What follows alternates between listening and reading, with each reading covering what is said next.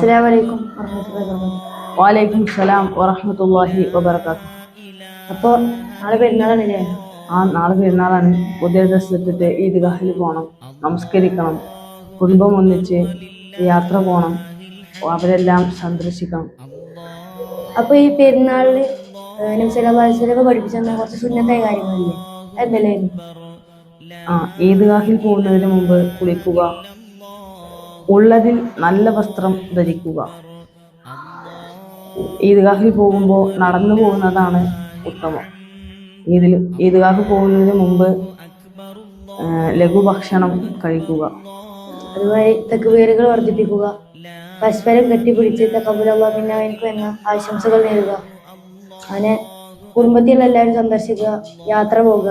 അങ്ങനെ ഹറാമല്ലാത്ത ഇസ്ലാമിലുള്ള എല്ലാ ആഘോഷങ്ങളും അനുവദിച്ചു തന്ന ദിവസമാണ് ചെറിയ പെരുന്നാൾ. ഇതെല്ലാം ജീവിതത്തിൽ പകർത്താൻ ശ്രമിക്കുക.